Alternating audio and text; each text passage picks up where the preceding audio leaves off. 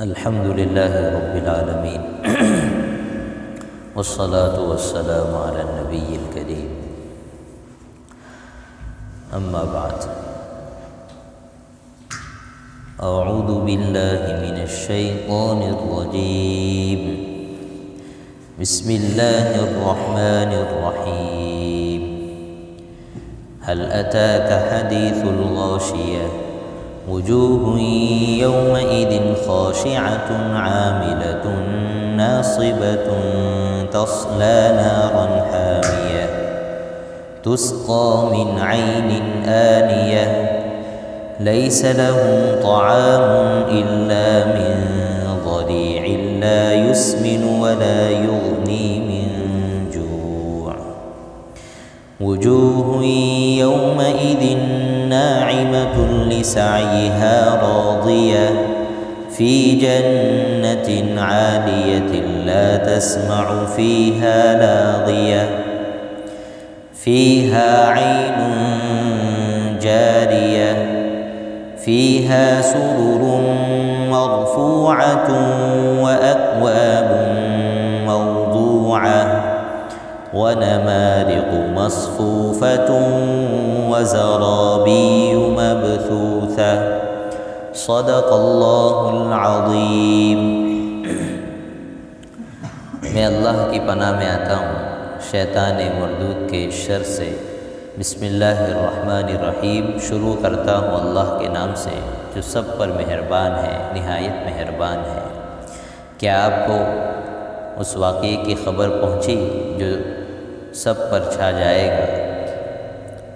بہت سے چہرے اس دن اترے ہوئے ہوں گے، مصیبت سے مصیبت جھیلتے ہوئے، تھکن سے چور، جو بھڑکتی ہوئی دہکتی ہوئی آگ میں داخل ہوں گے، جنہیں تسقى من عین آنیۃ، ابلتے ہوئے گرم چشمے کا پانی جنہیں پلایا جائے گا۔ لیس لہم طعام الا من ضریع، جن کے لیے سوائے ایک کانٹے دار درخت کے کوئی چیز کھانے کی نہیں ہوگی۔ لا یسمن ولا یغنی من جوع، جو نہ انہیں موٹا کرے گا اور نہ ہی بھوک سے بے نیاز کرے گا۔ وجوہ یومئذ ناعمہ لسعیہا راضیہ، بہت سے چہرے اس دن تر و تازہ ہوں گے، اپنی محنت کی وجہ سے پوری طرح مطمئن۔ فی جنت عالیۃ لا تسمع فیہا لاغیہ، اونچی جنت میں ہوں گے جہاں وہ کوئی لغو بات نہیں سنیں گے۔ فیہا عین جاریہ، جس جنت میں بہتے ہوئے چشمے ہوں گے۔ فیہا سرور مرفوعہ، اور اونچی اونچی نشستیں۔ واکواب موضوعہ، اور سامنے رکھے ہوئے پیالے۔ ونمارق مصفوفہ، اور قطار در قطار رکھے ہوئے گداز تکیے۔ وزرابی مبثوثہ، اور بچھے ہوئے قالین۔ یہ سورۃ الغاشیہ ہے، مکہ میں نازل ہوئی ہے، اور اس کی 26 آیتیں ہیں اور ایک رکوع ہے۔ اس صورت کی جو پہلی آیت ہے اور اس میں پہلا لفظ ہے غاشیہ، اس کی وجہ سے اس صورت کا نام غاشیہ رکھا ہے۔ اس صورت کا خلاصہ تو یہ ہے کہ اللہ تعالیٰ اس میں قیامت کا تذکرہ کر رہے ہیں، اور اس کے ساتھ دو گروہ کا، جن میں سے ایک گروہ جنتی ہوگا، ایک گروہ جہنمی ہوگا، اور ان کے حالات کیا ہوں گے اس کا ذکر کر رہے ہیں۔ اور پھر آخر میں جو لوگ اللہ کو نہیں مانتے اور بعث بعد الموت یعنی دوبارہ مر کر زندہ ہونے کو نہیں مانتے، قیامت کو نہیں مانتے، تو آگے کی آیات میں اللہ تعالیٰ نے اپنی قدرت کی نشانیاں دکھا کر یہ بتایا ہے کہ اس چیز کی پاسبلٹی ہے، امکان ہے، لہذا آپ کو ماننا چاہیے، نہ ماننا یہ عقل کے خلاف ہے۔ اور آخر میں آپ صلی اللہ علیہ وسلم کو اس صورت میں دلاسا دیا گیا ہے کہ کافر مانتے نہیں ہیں تو آپ کو پریشان ہونے کی ضرورت نہیں ہے، آپ کو مسلط کر کے نہیں بھیجا گیا ہے، بلکہ آپ کو صرف پیغام پہنچانا ہے، پہنچا دیجیے، بعد میں ہم ان کو دیکھ لیں گے، ان کا حساب کتاب ہمارے پاس آنے والا ہے، اور ہم جو ہے جو کفر کرے گا اس کو سخت عذاب دیں گے۔ یہ اس صورت کا خلاصہ ہے۔ اس میں پہلی آیت ہے هل اتاک حدیث الغاشیہ، کیا تمہیں اس چھا جانے والے واقعے کی خبر پہنچی؟ یہ ایک انداز ہے جیسے گاؤں میں کوئی قصہ ہو گیا ہو جی، تو کیسی بات ہو گئی ہو کہ سب کو معلوم ہونی چاہیے، تو ایک دوسرے کو پوچھتے ہیں نا تجھے خبر پڑی وہ کیا ہوا کیا ہوا، یوں کر کے پوچھتے ہیں نا، تو یہ ایک انداز ہوتا ہے کہ بات ایسی ہے کہ یہ جاننی چاہیے، کیا ہونی چاہیے، جاننی چاہیے۔ یہ عربی کا انداز ہے هل اتاک حدیث الغاشیہ، کہ چھا جانے والی واقعے کی خبر آپ کو پہنچی۔ یہ چھا جانے والی کیا چیز ہے؟ قیامت کا دن۔ کون سا؟ قیامت جو آئے گی، پہلا سور پھونکا جائے گا تو اس سے جو تباہی مچے گی، وہ تباہی کائنات کی ہر چیز کو اپنے اندر ڈھانپ لے گی، کوئی چیز بچنے والی نہیں ہے۔ آگے سن، جیسے چادر یوں ڈھانپ لو تو سب اندر آ جائیں گے نا، تو غاشیہ کا یہ مطلب ہوتا ہے کہ اس کی جو ہولناکی ہوگی اور اس کی جو تباہی ہوگی اس سے کوئی بچ نہیں پائے گا۔ حتیٰ کہ مردہ ہوتا ہے، یہ مرتا ہے تو اس کا ایک تعلق تو آخرت کے ساتھ ہے، لیکن اس کا کچھ نہ کچھ تعلق کہاں باقی رہتا ہے؟ دنیا کے ساتھ باقی رہتا ہے۔ اس لیے قبر کی جو زندگی کہلاتی ہے وہ برزخ کی زندگی کہلاتی ہے۔ کس کی؟ برزخ۔ برزخ کا مطلب پردے کے پیچھے والی، یعنی وہ ابھی پوری طرح آخرت میں بھی نہیں پہنچے اور دنیا سے بھی بالکل کٹے نہیں۔ اس لیے آدمی کو اہتمام کرنا چاہیے کہ اپنے مردوں کو پڑھ کر بخشے۔ کیا کریں؟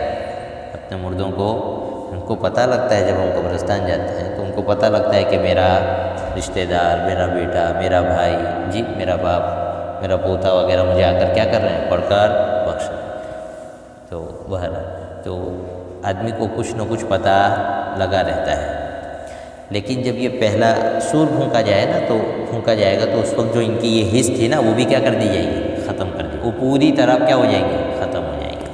بھائی بات سمجھ رہے ہیں؟ قبر کے جو مردے ہیں وہ ان کی بھی جو تھوڑی بہت دنیا سے کنیکٹڈ رہتے تھے نا، وہ بھی کیا ہو جائے گا؟ بالکل ختم ہو۔ اتنا خطرناک یہ پہلا سور اور اس کی تباہی ہوگی، کوئی نہیں بچے گا۔ پھر اس کے بعد دوسرا سور پھونکا جائے گا، اور یہ آنن فانن حضرت آدم سے لے کر قیامت تک کے جتنے انسان آئے تھے سب کے سب کیا ہو جائیں گے؟ فَإِذَا هُمْ قِيَامٌ يَنظُرُونَ، یوں کھڑے ہو جائیں گے۔ پودے پر پانی ڈالو تو کیسے کھڑا ہو جاتا ہے پودا؟ جی جیسے پودے پانی سے پودے اگتے ہیں نا، اس طرح یہ کھڑے ہو جائیں گے۔ اور پھر جو ہے جو واقعہ پیش آئے گا وہ اللہ بیان کر رہے ہیں کہ قیامت میں دو بڑے گروہ بن جائیں گے، ایک ایمان والے اور ایک، بولو بھائی، بغیر ایمان والے کافر لوگ۔ یہاں پر دونوں گروہ کا تذکرہ کیا ہے۔ جو کافر ہیں ان کا تذکرہ کیا ہے کہ ان کا حال کیا بنے گا، اور جو ایمان والے ہیں ان کا تذکرہ کیا ہے کہ ان کا کیا حال بنے گا۔ اور یہ بار بار اس لیے سنایا جاتا ہے، خاص طور سے 30ویں پارے میں اللہ تعالیٰ قدم قدم پر جو ہے قیامت کو سناتے ہیں، جنت کو سناتے ہیں اور جہنم کو سناتے ہیں۔ اور میں نے کہا تھا دونوں کو ملا کر سناتے ہیں، جنت کو بھی اور جہنم۔ کیوں؟ تاکہ آدمی کو شوق بھی پیدا ہو۔ جنت سنے تو جنت کا، بولو نا بھائی، شوق پیدا ہو، اور جہنم سنے تو اس کا ڈر پیدا ہو۔ ایسے ایک نوجوان تھا، جو کوئی چیز ہوتی ہے نا، مال، عیش، آرام، آدمی اس کی طرف کیا ہوتا ہے؟ کھینچتا ہے۔ جیسے ایک نوجوان تھا، ایک حدیث ہے، تو اس حدیث میں یہ فرمایا گیا ہے کہ من احب لقاء اللہ احب لقاءہ، کہ جو آدمی اللہ کے ملنے کو پسند کرتا ہے تو اللہ بھی اس کے ملنے کو پسند کرتا ہے۔ یہ وہ حدیث ہے جس پر امی عائشہ نے فرمایا تھا، حضور سے پوچھا تھا کہ حضور اللہ سے ملنے کا راستہ تو موت ہے، اور موت تو کوئی نہیں پسند کرتا۔ تو حضور نے اس وقت ان کو سمجھا، مطلب اس حدیث کا یہ ہے کہ جب آدمی انتقال کرنے لگتا ہے نا تو نیک ہوتا ہے، تو فرشتے اس کو آ کر کہتے ہیں کہ اللہ تجھ سے راضی ہے، کیا ہے، اور تو بہت آرام کی طرف جانے والا ہے۔ تو پھر اس کو بہت شوق رہتا ہے، جو مردہ نیک ہوتا ہے نا، اس کو بہت شوق رہتا ہے کہ میری جلدی سے جلدی کیا ہو جائے، روح قبض ہو جائے اور میں یہاں سے نکلوں۔ اس سے یہ بات بھی سمجھ لو کہ جو لوگ یہ سمجھتے ہیں نا کہ مردے مرنے کے بعد ہمارے گھروں پر آتے یہ وہ، ان کو کوئی فرصت نہیں ہے۔ وہ اگر جنت کے مزے میں ہے تو ان کا دماغ خراب ہے، وہ تو جو دنیا میں جھانکنے آئیں گے دوبارہ، اور اگر خدا نخواستہ وہ عذاب میں ہے تو فرشتوں کا دماغ خراب ہے کہ چھوڑ دیں گے چارج، جی تو ایسا نہیں، کوئی نہیں آ سکتا، اس دنیا سے گیا ہو گیا، بات ختم ہو جی۔ تو بہرحال شوق پیدا ہو۔ تو ایک نوجوان تھا، ایک بزرگ کے پاس گیا، وہ کہنے لگا حضرت مجھے جو ہے بہت ڈر لگتی ہے، موت کی بات آتی ہے، اللہ کے پاس جانے سے مجھے بہت ڈر لگتی ہے۔ تو انہوں نے ایسا کہا کیسا کر، تو صدقہ کیا کر زیادہ سے زیادہ، اور روزے رکھا کر، نماز کی پابندی کر۔ اور پھر اس کے بعد آنا، تو اس نے تھوڑے پیریڈ تک جو ہے اس کا اہتمام کیا، پھر آیا، پھر کہنے لگا اب عجیب بات ہے، بولے مجھے خوشی ہوتی ہے، مروں گا تو بہت اچھا ہوگا۔ تو کہا حضرت بات نہیں سمجھ میں، آپ نے کیا کیا ایسا؟ تو بولے تیرا مال لگا ہے نا آخرت میں، تو اب تو جیسے شانتی ہو گئی کہ بھائی میں اچھی جگہ ہی جاؤں گا، مجھے وہاں کچھ ملنے والا ہے۔ تو بہرحال آدمی مال کی طرف، آرام اور راحت کی طرف کیا ہوتا ہے طبعی طور پر کھینچتا ہے۔ تو اللہ تعالیٰ بار بار قرآن کریم میں جنت بھی سناتے ہیں اور جہنم بھی سناتے ہیں، سمجھ میں آئے گا، تاکہ شوق پیدا ہو اور خوف پیدا ہو، اور یہی ایمان کی حقیقت ہے۔ ایمان کہتے ہیں الایمان بین الرجاء والخوف، ایمان نام ہے خوف اور امید کی درمیانی حالت کا، ڈر بھی لگا رہے پتہ نہیں کیا ہوگا، اور یہ بھی امید رہے کہ اللہ بہت مہربان ہے، انشاءاللہ عافیت کا معاملہ ہوگا، میرے حصے کی بات یہ ہے کہ میں نیک عمل کرتا رہوں اور گناہ سے بچتا رہوں۔ لیکن پھر ڈرنے کا مطلب کیا ہے؟ یہ مطلب نہیں کہ میں گناہ کرتا رہے اور پھر امید رہے، مطلب یہ کہ عمل کے ساتھ ڈرتا رہے کہ پتہ نہیں یہ میرے عمل اللہ کی شائن شان ہے یا نہیں، اس میں بہت ساری کوتاہی ہے، قبول ہوئے یا نہیں ہوئے، یا بہت سارے گناہ بھی تو کر رکھیں، کسی پر پکڑ ہو گئی تو کیا ہوگی۔ تو بیلنس کے ساتھ چلے، کس کے ساتھ؟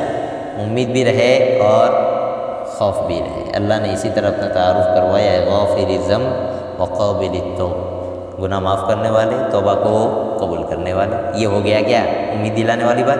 آگے ساتھ میں بھی بتا دی اللہ تعالیٰ نے شدید العقاب ذی الطول، کہ میں بہت سخت سزا دینے والا بھی ہوں اور بڑا طاقت والا بھی ہوں، تاکہ کوئی بے خوف ہو کر پڑا نہ رہے۔ اللہ بہت مہربان ہے، نماز پڑھنے کی ضرورت نہیں ہے، ایسا کوئی پیدا نہ ہو جائے۔ جی دوبارہ تو قرآن کریم دونوں حالات کو جوڑ کر اس لیے بیان کرتا ہے تاکہ شوق بھی پیدا ہو اور خوف بھی پیدا ہو۔ بہتر یہ ہے کہ جوانی میں خوف غالب ہو۔ کس میں؟ جوانی میں خوف، اور بوڑھاپے میں، جوانی جو کہ آدمی نے عبادت میں گزاری ہو، بڑھاپے میں آدمی کو کیا ہونی چاہیے؟ امید ہونی چاہیے۔ کیا ہونی چاہیے؟ امید ہونی چاہیے کہ انشاءاللہ اللہ کیا کرے گا؟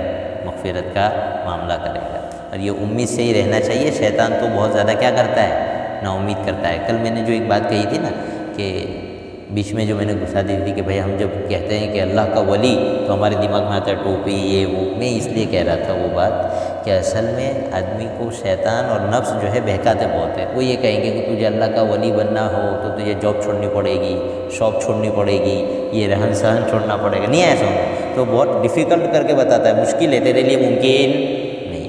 بھائی سب ممکن ہے، بات سمجھ میں آ گئی؟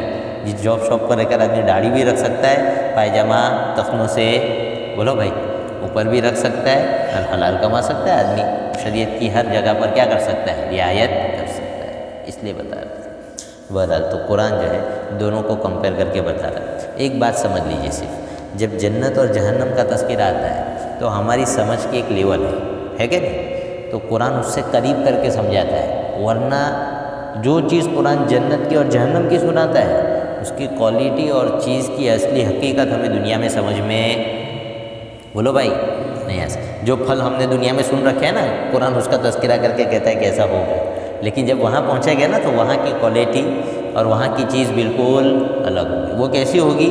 ما لا عین رأت ولا اذن سمعت ولا خطر علی قلب بشر، نہ کسی آنکھ نے کبھی دیکھی، نہ کبھی کسی کان نے سنی، نہ کبھی کسی کے خیال میں گزری۔ جنت بھی ایسی ہے اور جہنم کا عذاب بھی ایسا ہے، لیکن ہماری جتنی سطح ہے اس سے قریب کر کے اللہ سمجھاتے ہیں۔ سنیے جہنم والوں کا تذکرہ سنیے، کہتے ہیں وجوہ یومئذ خاشعہ، بہت سے چہرے اس دن اترے ہوئے ہوں گے۔ دیکھیے آدمی پر جب مصیبت آتی ہے نا تو چہرہ کیسا اتر جاتا ہے، چار طرف سے آدمی پر مصیبت گھیری ہو بالکل اتر جاتا ہے نا چہرہ، تو یہ جہنم میں جو لوگ جائیں گے ان کے چہرے ایسے اترے ہوں گے، یعنی دور دور تک خوشی کی کوئی چیز بولو بھائی۔ اور یہ کہاں کی بات ہو رہی؟ ہمیشہ کی زندگی کی۔ کہاں کی؟ ہمیشہ کی۔ دنیا کی زندگی کیسی؟ چھوٹی سی، یہاں تو خوشی بھی ہے اور یہاں غم بھی ہے، لیکن یہ وہاں کی بات ہو رہی ہے خاشعہ، ان کے چہرے اترے ہوئے ہوں گے اور ہمیشہ کے لیے اترے ہوئے رہیں گے، یہ نہیں کہ کبھی کوئی خوشی لوٹ کر، ہمیشہ کے لیے۔ عاملۃ ناصبہ، قرآن کہتا ہے مصیبت جھیلتے ہوئے اور تھکن سے چور۔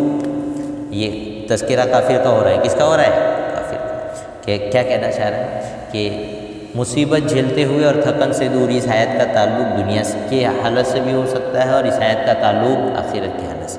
آخرت کی حالت سے ہو تو مطلب کیا ہے کہ جہنم میں بھیجیں گے تو مصیبت جھیلتے ہوں گے کا مطلب کیا ہے کہ وہاں جہنمیوں کو ایسی ایسی سزائیں دی جائے گی، جس سے چکی پسواتے ہیں نا ہمارے یہاں پر، جی جیلوں میں کام کرواتے ہیں، ان کے یہاں ایسے ایسے پہاڑ ہوں گے، کہتے ہیں سأرهقه صعودا، کہ ایک پہاڑ ایسا ہوگا لوہے کا، اس کے اوپر کافر کو چڑھایا جائے گا کہ چڑھ، اور چڑھائی 70 سال کی ہوگی۔ کتنے سال کی؟ چڑھتا رہتا۔ اور کچھ کافر وہ ہوں گے کہ یطوفون بینہا و بین حمیم آن، جہنم اور اس کے جو دہکتا ہوا اس کا جو پانی ہوگا اس کے ارد گرد ان کو کیا گھمایا جائے گا، نہیں ایسا۔ وہ سزا کی اصل کیفیت تو ہوگی وہ تو وہاں جا کر ہمیں پتہ لگے گی، لیکن بہرحال اس طرح کی سخت سزائیں ان کو کیا کی جائے گی، دی جائے گی، گلے میں توق ڈالے جائیں گے۔ بلکہ یہ بھی آتا ہے کہ کافروں کے جسم ہماری طرح نارمل نہیں ہوں گے، بہت بڑے بڑے جسم بنا دیے جائیں گے، اور وہ اتنا خوفناک عذاب ہے کہ آدمی اس کی تفصیل پڑھے تو آدمی کو جو ہے اللہ کی ذات پر بہت زیادہ شکریہ کا جذبہ اٹھتا ہے کہ اللہ نے ہمیں بغیر مانگے کیا دے دیا ہے، ایمان دے دیا ہے۔ قسم بخدا جسے کافروں کے عذاب کا پتہ چل جائے کہ انہیں کیا عذاب دیا جانا ہے، اور پھر ایسے آدمی سے دنیا میں اس کے ایمان کا سودا کرنے کے لیے اس کے روئے میں کیلیں ٹھوک دی جائے تو بھی وہ ایمان کا سودا بولو بھائی بھی نہیں کر سکتا۔ اس کو پتہ ہے مجھے کیا ملنے والا ہے اور میں کس مصیبت سے بچنے والا ہوں۔ جی تو عاملۃ ناصبۃ، تو یہ مصیبت جھیل رہے ہوں گے، اندر اللہ تعالیٰ ان کو بری طرح سے عذاب دیں گے اور تھکن سے چور ہو چکے ہوں گے وہ مصیبتیں جھیلتے جھیلتے، یہ ہے۔ لیکن کہہ رہے ہیں کہ ان کی مصیبتیں کبھی بھی ان کو جہنم سے آزاد بولو بھائی نہیں کرا سکتے۔ اور اس کا تعلق دنیا سے بھی ہو سکتا ہے کہ بہت سے لوگ ہیں جو کافر ہیں، ایمان سے محروم ہیں، دنیا میں بھاگتے دوڑتے رہتے ہیں، جی نہ بیوی کے پاس بیٹھنے کا وقت، نہ بچوں کے پاس وقت گزارنے کا وقت، بس ہمیشہ کماؤ دھماؤ، جی ایک سے ایک شوق جاب جی بنتی چلی جا رہی ہے، دنیا پھیلتی چلی جا رہی ہے، تھکن سے چور ہو گیا ہے، بس دنیا ہی کما رہا ہے، تھک چکا ہے۔ لیکن کہہ رہے ہیں کہ اس کی یہ دنیا آخرت میں کچھ کام آنے والی نہیں ہے، اور یہ بھی ہے کہ جس طرح دنیا کی یہ محنت اس کو آخرت میں کام نہیں آئے گی، اسی طرح جہنم میں بھی جو تکلیفیں اٹھائے گا وہ تکلیفیں بھی کبھی بھی اس کو جہنم سے آزاد کرانے والی بولو بھائی۔ ایسی ان لمیٹیڈ تکلیف ہو سکتی ہے، ہمیں اللہ نے ایمان کی بنیاد پر آزاد کیا کہ نہیں، اس سے شکر کر رہے ہیں اللہ کا کہ اللہ نے ہمیں بہت بڑی کیا دی ہے دولت، عاملۃ ناصبہ۔ اس پر یہ بات بھی ہے کہ جو کافر لوگ ہیں لیکن ان میں سنت ونت وغیرہ ہوتے ہیں نا، یہ لوگ بہت زیادہ مجاہدے کرتے ہیں، کیا کرتے ہیں بولو بھائی، مجاہدے کرتے ہیں۔ ہم تو سوچ بھی نہیں سکتے ایسے ایسے مجاہدے کرتے ہیں یہ لوگ، دیکھیں نا راستے پر چلتے چلے جاتے ہیں ننگے پاؤں، اور پتہ نہیں کتنے وہ کرتے ہیں۔ قرآن کہہ رہا ہے عاملۃ ناصبہ، یہ خوب تھک رہے ہیں، خوب مصیبتیں اٹھا رہے ہیں، لیکن یہ مصیبتیں ان کے کسی کام نہیں آئے گی، اس لیے کہ انہوں نے اللہ کو اور اس کے رسول کو نہیں مانا۔ یہ مراقبے کرتے ہیں اور یہ کھانا پینا اپنا چھوڑ کر سیدھا سادہ کھاتے، پتہ نہیں کتنے مجاہدے کرتے ہیں، لیکن سب کہاں جا رہے ہیں، رانگ سائڈ جا رہے ہیں، اس لیے کوئی فائدہ ہونے والا نہیں۔ یہ ان کے جو مجاہدے ہوتے ہیں نا، اس کی ایک چیز ہے کہ آدمی کے اندر اللہ نے کچھ پاور رکھے ہیں، کیا رکھے ہیں، جو بھی محنت کرے گا وہ پاور اس کو بولو نا بھائی مل جائے گی، لیکن اس کی وجہ سے جو ہے وہ اللہ کیا مقبول ہو یہ ضروری نہیں۔ اسی لیے ہمیشہ یاد رکھو، میں نے کل بھی کہا تھا آج بھی کہہ رہا ہوں کہ ہمارے یہاں بزرگی جو ہے نا، بزرگی کی کسوٹی جو ہے وہ ہے شریعت کو فالو کرو۔ کس کو؟ ہوا میں اڑنے کو، جی پانی پہ چلنے کو، آگ پر سو جانے کو، ان چیزوں کو بزرگی کی کسوٹی شریعت نے بولو نا بھائی نہیں بنایا۔ کیوں نہیں بنایا؟ اس لیے کہ یہ ایسی چیزیں ہیں کہ آدمی اپنی ذات پر محنت کرے گا نا تو خود بخود یہ چیزیں ہو سکتی ہے۔ ہپناٹزم وغیرہ دنیا میں کیا کیا چیز نہیں چلتی ہے، سب کچھ چلتی، تو ان چیزوں سے کوئی بزرگ نہیں، اس لیے کبھی ان چیزوں سے کبھی بھی ہمیں متاثر بولو بھائی نہیں ہونا چاہیے۔ جیسے ایک آدمی تھا، کلاکار تھا، ہپناٹزم کرتا ہے نا، تو اس نے کس طرح کا کیا، یعنی اس نے کتنی محنت کی ہوگی اپنی توجہ کو ایک طرف لگانا، یہ ایک فن ہے، اس کو لگائے آدمی اور اس میں آگے بڑھ جائے تو پھر وہ آدمی کیا کر سکتا ہے، اس کی بیس پر بہت سے ایسے کام کر سکتا ہے جو دوسرے لوگ نہیں کر سکتے۔ اب اس کو بزرگی کہہ دیا جائے تو اس کے ہاتھ پر ایمان لے آؤ پھر جا کے، نہیں ایسا نہیں۔ اس لیے شریعت نے ایسی چیزوں پر بنیاد بولو نہیں رکھی۔ یہ کتنے بھی ایسے مجاہدے کر لیں اللہ کے یہاں مقبول نہیں ہے۔ تو وہ آدمی ایسا تھا، اس نے لوگوں کو کہا کہ میں 6:15 بجے تمہیں کیا کروں گا، ایک شو دکھاؤں گا۔ تو کریکٹ 6:15 بجے شروع ہوگا، اس نے اعلان کیا تو سب لوگ بیٹھ گئے شو۔ اب 6:15 بج گئے، یہ آدمی آئے نہیں اسٹیج پر، 6:30 بج گئے، پھر یہ آدمی آئے اور لوگوں سے کہا کہ بالکل 6:15 بجے شروع ہوگا، تو لوگوں نے کہا کہ 6:15 تو کب سے بج گئے، اب تو 6:30 بج رہے۔ تو اس نے کہا نہیں دیکھو، بولے 6:15 بج رہے۔ تو جیسے ہی لوگوں نے اپنی گھڑی میں دیکھا، سب کی گھڑی میں کیا بج رہا تھا؟ 6:15۔ اتنا زیادہ کنٹرول پاور انسان کی باڈی میں اللہ نے بولو نے رکھا ہے، یہ ہپناٹزم ہے، کیا ہے؟ تو اس سے کوئی بزرگ بن جائے گا بھائی؟ بولو، کوئی بزرگ نہیں بنے گا۔ بہت سے ہپناٹزم کی بنیاد پر ایسے کھیل بتاتے ہیں کہ بھائی بظاہر ایسی چیزیں استعمال کرتے ہیں کہ آدمی مر جانا چاہیے، جل جانا چاہیے، کٹ جانا چاہیے، لیکن کٹتا جلتا نہیں۔ تو یہ ایسی چیزیں ہیں کہ اس کی وجہ سے کبھی بھی حق سامنے آ نہیں سکتا۔ اس میں شیطان کا راستہ اور رسول کا راستہ کیا ہو جائے گا؟ ایک ہو جائے گا۔ اس لیے ان چیزوں کو شریعت نے بنیاد نہیں بنایا کہ بھائی کوئی کٹ کے یہ وہ نے کچھ نہیں۔ بھائی شریعت کو فالو کرتا ہے کہ بولو نہیں، شریعت کو فالو کرتا ہے، اس سے خواہ کوئی بھی کرامت نہ ہو لیکن وہ اللہ کا ولی۔ شریعت کو فالو نہیں کرتا، نہ اس کی نماز کے ٹھکانے، نہ حلال حرام کے ٹھکانے، پھر وہ آدمی آسمان پر بھی اڑنے لگے تو وہ ولی بولو بھائی نہیں۔ اس بات کو اچھی طرح سمجھ لو۔ آگے بات سمجھ میں تو قرآن کہہ رہا ہے عاملۃ ناصبہ، بہت زیادہ مصیبت جھیلنے والے، تھکنے والے، یہ سب کہاں جائیں گے؟ جہنم میں جائیں گے۔ دنیا میں کتنے بھی مجاہدے کر لیں، ایمان کے بغیر کوئی چیز معتبر نہیں ہے۔ جتنے بھی یہ کام کرتے رہتے ہیں نا، اچھے اچھے کام، سب کا بدلہ ان کو کہاں دے دیا جائے گا؟ دنیا میں دے دیا جائے گا۔ آخرت میں ان کے کسی بھی عمل کا کوئی اعتبار نہیں ہے۔ فجعلناہ ھباء منثورا، ان کی کوئی حیثیت نہیں۔ ریت اڑا دی جاتی نہیں ہوں، اس طرح ان کے عمل اڑا دیے جائیں گے۔ ایمان پہلی شرط ہے، کیا چیز؟ ایمان۔ اللہ کے رسول صلی اللہ علیہ وسلم پر ایمان لایا۔ تصلی نارا حامیہ، قرآن کہہ رہا ہے کہ یہ لوگ داخل ہوں گے دہکتی ہوئی آگ میں، اللہ بچائے۔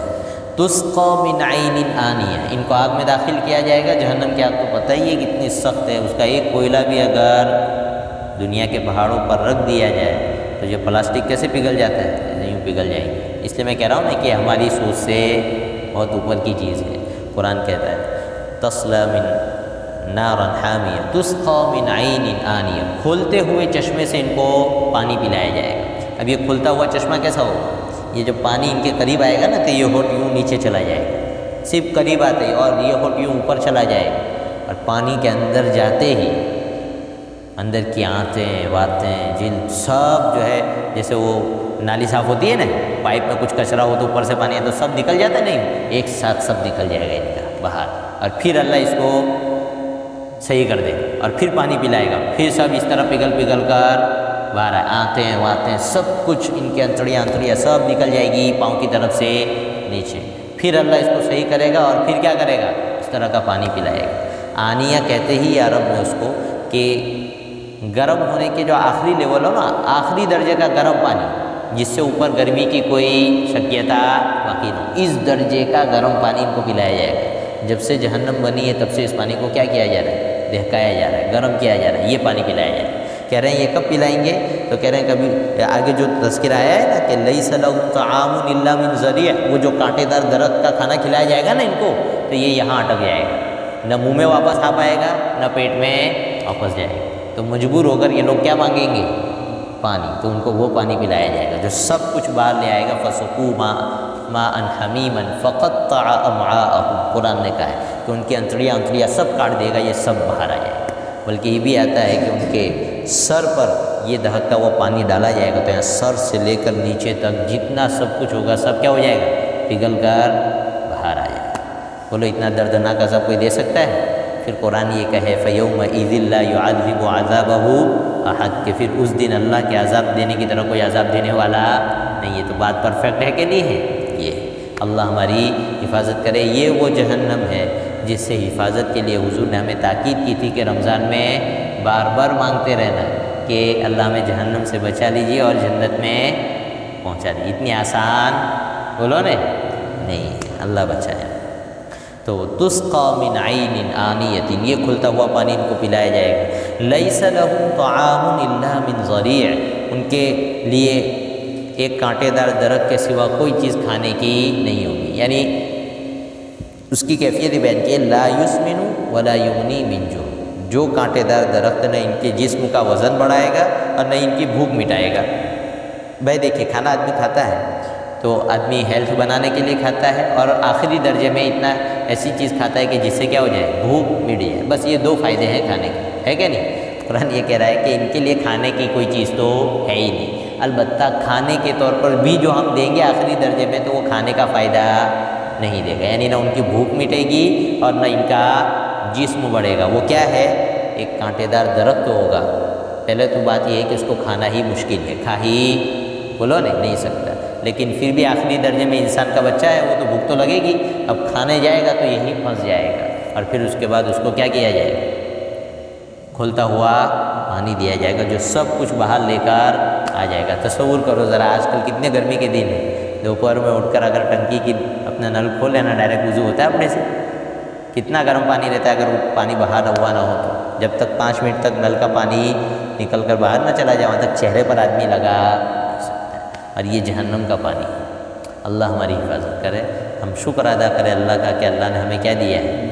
ایمان دیا ہے. اس کی بیس پر اللہ اتنے سخت عذاب سے ہمیں بچائیں گے آخرت میں. اللہ ہماری حفاظت کرے. جب یہ آیت اتری نا، کہتے ہیں کہ مستی ہوتی ہے تو آدمی کی اترتی نہیں ہے. کافروں کو جب سنایا گیا تو کہتے ہیں کہ لیس لہم طعام الا من ضریع، کہ ان کے لیے جو ہے صرف ضریع نامی درخت جو ہوگا کانٹے دار، وہی کھانے کو ملے گا اور کچھ نہیں ملے گا. یہیں تک بات ہوئی تھی قرآن کی.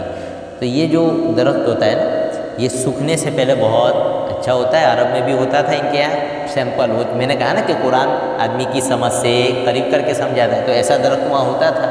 اونٹ اس کو کھا کر اچھا خاصا تگڑا ہو جاتا تھا.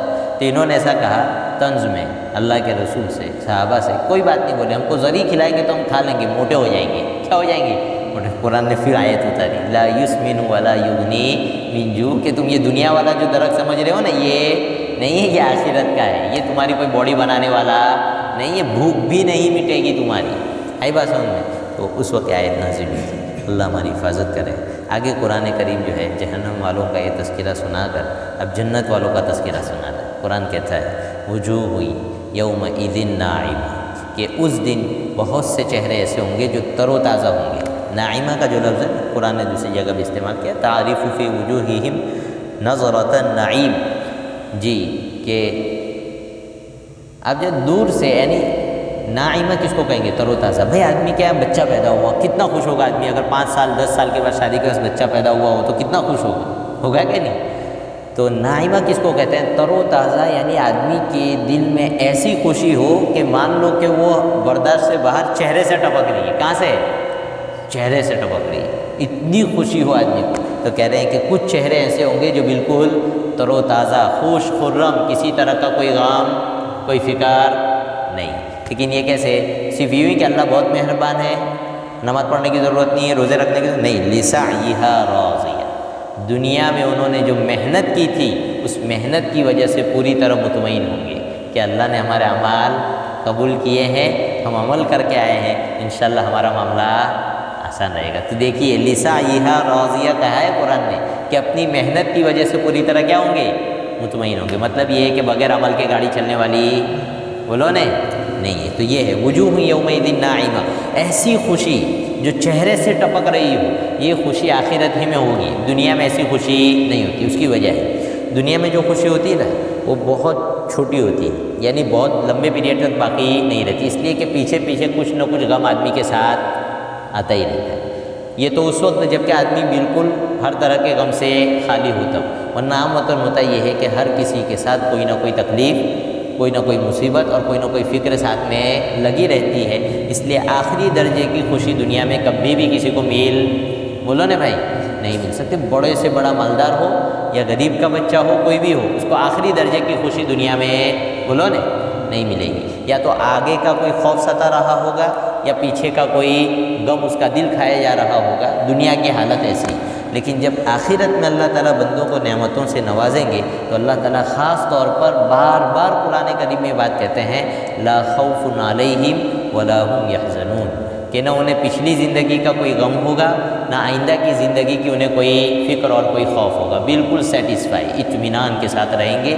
کسی طرح کا کوئی غم بھی نہیں اور کوئی فکر بھی نہیں. دنیا میں کوئی نعمت ملے تو اس کا حال یہ ہے کہ آدمی کو یہ ٹینشن رہتا ہے کہ ہمیشہ باقی رہے گی کہ نہیں رہے گی، یا یہ کہ کہیں کوئی چیز کھانی پینی ہے تو بھی آدمی ایک لمٹ میں کھا پی سکتا ہے، نعمت سے فائدہ اٹھا سکتا ہے. اس لیے کہ آدمی کی باڈی کی بھی کیا ہے؟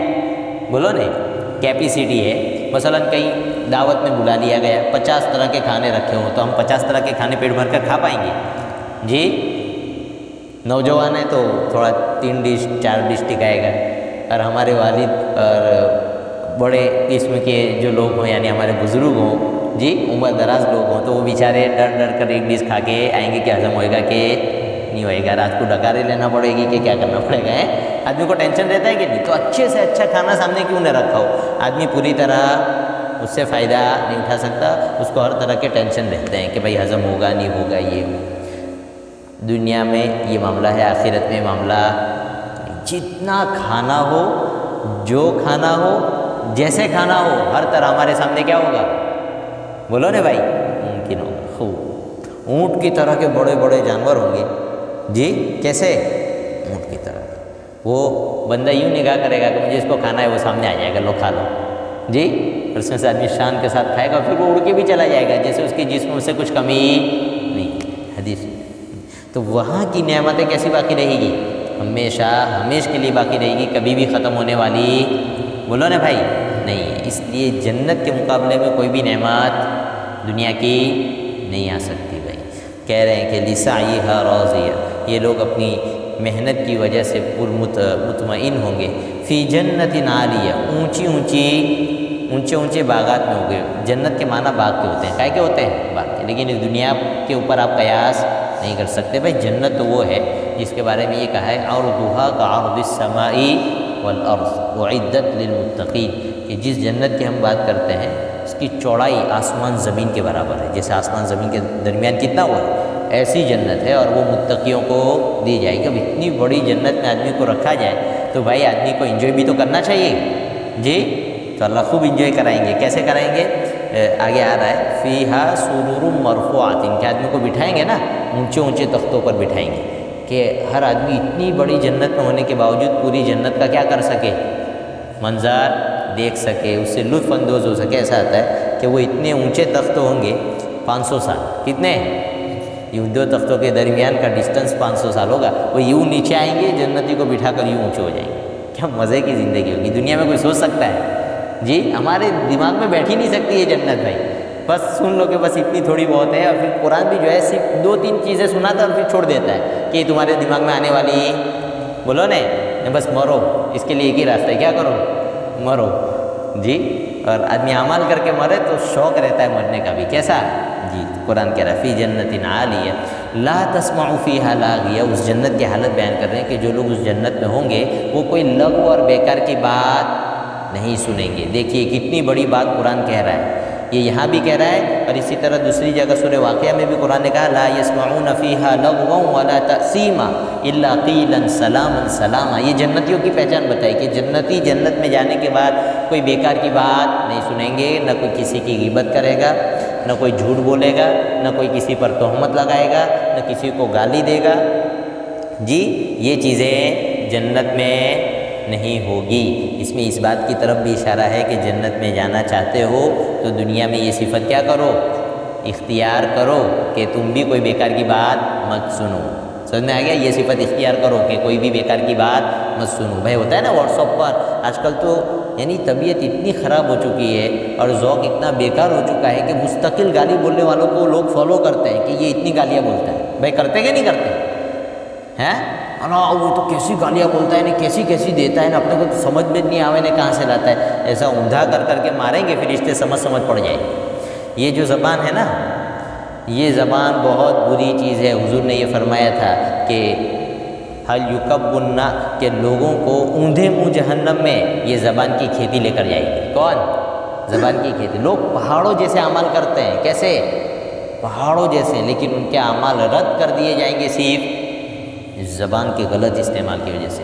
اس لیے ایک مرتبہ مجھے تو معلوم نہیں تھا, جو میں سنا رہا ہوں ابھی, مجھے کچھ بات چلی تھی تو میں نے کہا کہ یار اس طرح نہیں ہونا چاہیے. تو مجھے کسی نوجوان نے باقاعدہ کھول کر بتایا یوٹیوب پر, اور میں بھول گیا, ورنہ میں وہ بتا دیتا کہ وہ نام کیا تھا. کہ دیکھو یہاں پر سب لوگ جمع ہوتے ہیں اور صرف گالی بولنے والے گالی بولتے ہیں, اس میں کیا لڑکا کیا لڑکی.